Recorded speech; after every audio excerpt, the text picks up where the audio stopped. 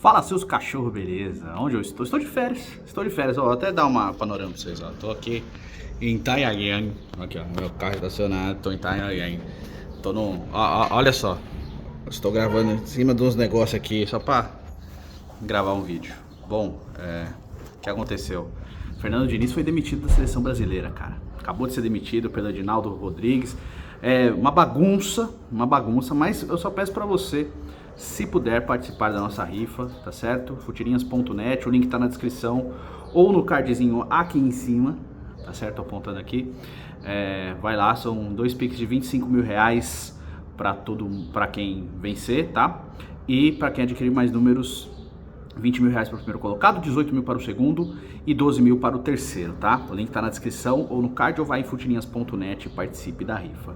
Vamos lá, vamos falar. Primeiro a gente tem que entender o panorama todo. O Gilmar Mendes, que é ministro do STF, Superior Tribunal Federal, deu uma liminar da volta do Edinaldo Rodrigues à presidência da CBF, né? Muita gente, inclusive o PVC, falando que foi uma arbitrariedade, que não poderia e tal, mas a gente tem que entender também que a remoção, né, por parte do Sveiter, acho que é o filho do Luiz Sveiter, esqueci o nome, se é João Sveiter, alguma coisa assim, mas o filho do Luiz Sveiter, que é do STJD, a remoção do Edinaldo Rodrigues também foi arbitrária, não deveria ter sido acontecido, então a decisão do Gilmar Mendes foi simplesmente colocar no lugar o Edinaldo Rodrigues de novo.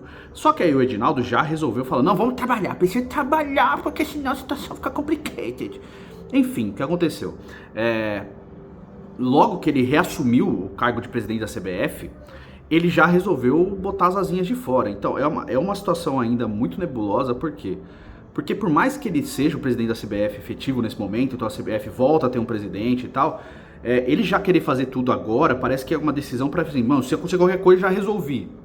Mas vamos lá, primeiro a gente tem que entrar no pormenor do Ancelotti. Ele anunciou aos 4 ventos que estava fechado com o Ancelotti. Depois que ele foi deposto do cargo da presidência da CBF, o que mostra como é uma bagunça a Confederação Brasileira de Futebol.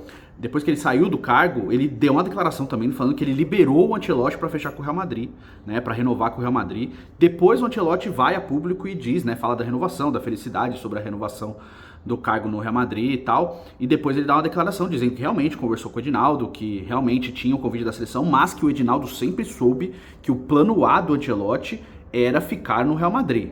Então assim, o Edinaldo, publicamente, ele mentiu pro torcedor brasileiro, para quem acompanha a seleção brasileira, né? Ele mentiu, porque o Ancelotti desmentiu ele várias vezes, né? É até uma humilhação pra CBF, como a gente falou em outros momentos. Mas enfim, voltou ao cargo. E aí, a gente questiona tudo.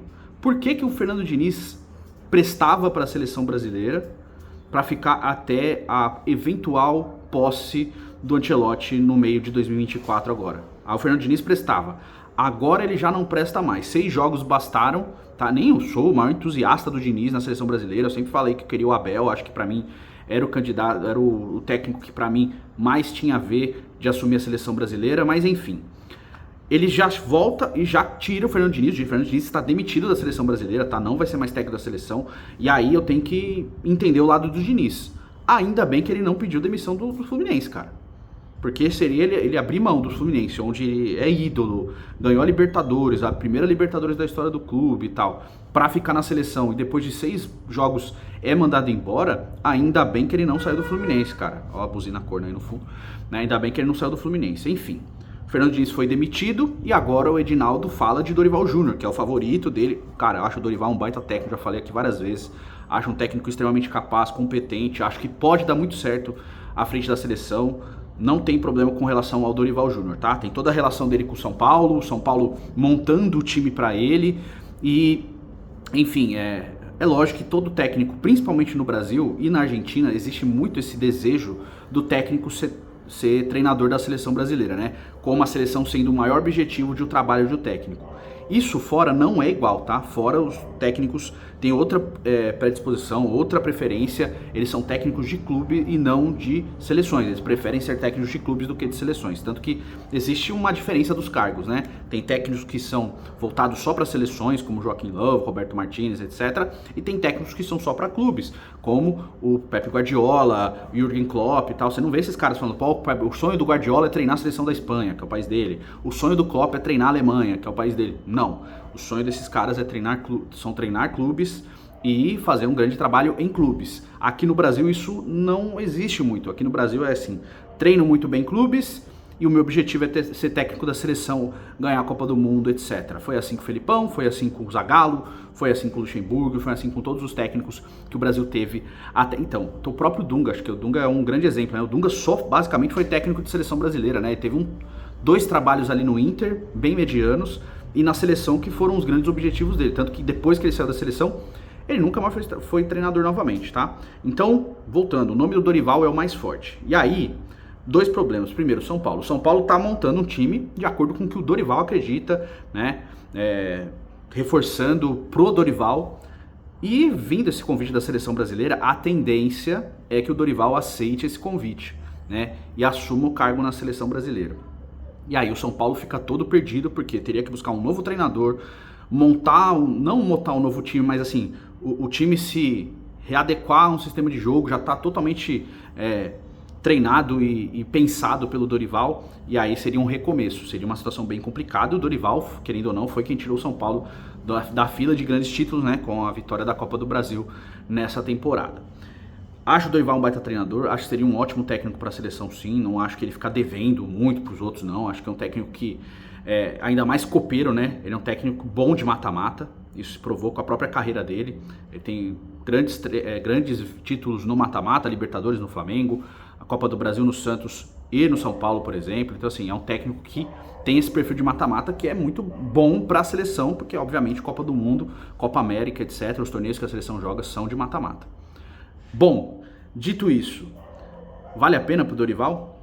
Não porque a seleção, mas por causa de toda a instabilidade da seleção brasileira. Como é que faz?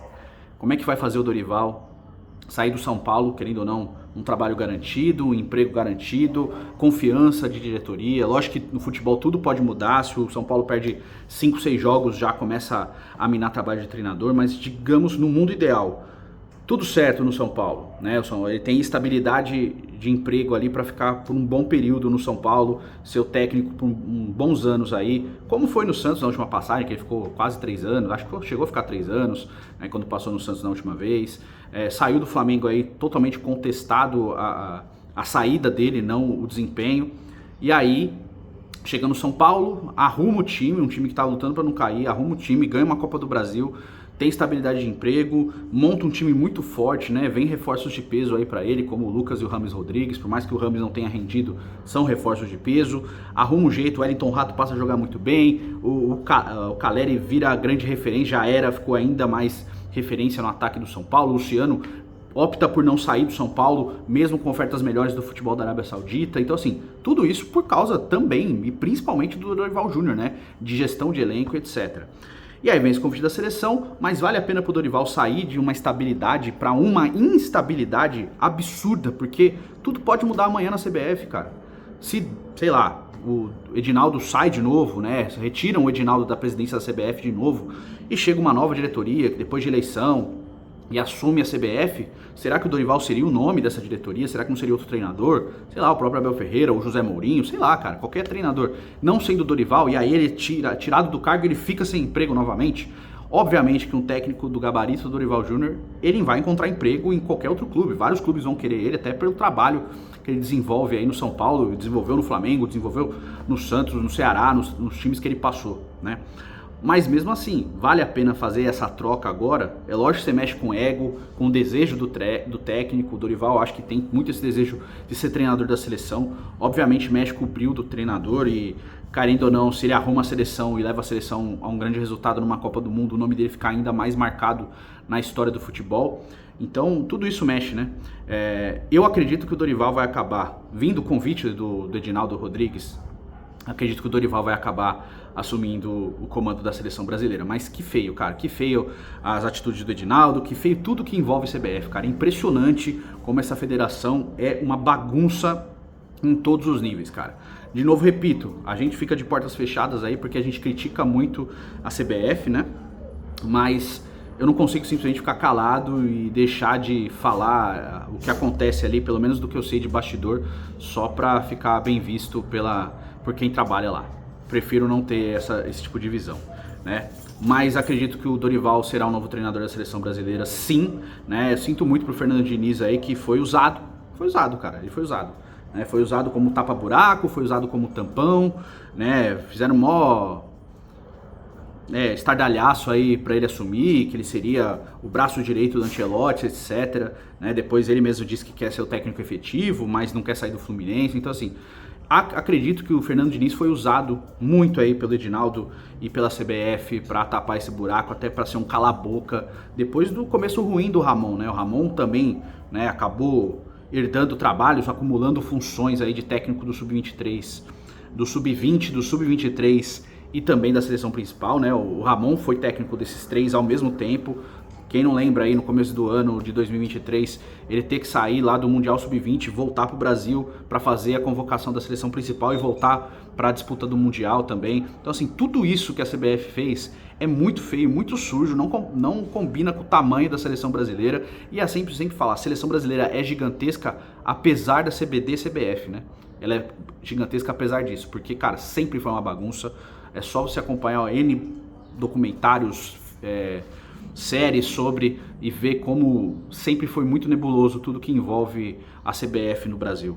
Enfim, tomara que o Dorival, se assumir, tenha muita sorte, porque competência ele tem e que o trabalho dele seja estimulado, tá? Outra coisa, só para finalizar, o pensamento do Edinaldo é trazer o Felipe Luiz, que acabou de anunciar a aposentadoria, para ser um coordenador técnico aí. Mesma coisa que foi do Gaspar, mesma coisa que foi Juninho Paulista, para ser um cara de bastidor, de relacionamento com o jogador. E isso ele manja muito. Eu acho que o Felipe Luiz, no futuro breve, ele vai ser um baita treinador. Então, espero que, se acontecer Felipe Luiz e Dorival Júnior assumindo os cargos aí no comando da comissão técnica, eles tenham estabilidade para poder trabalhar, tá certo? Mas eu quero saber a sua opinião, diz aí, tá certo? Vou ali curtir minhas férias de novo, voltar aqui ver um filminho, tá certo? Só queria gravar esse vídeo pra vocês. Um beijo, um queijo, até logo. Até o próximo vídeo. Tamo junto e valeu.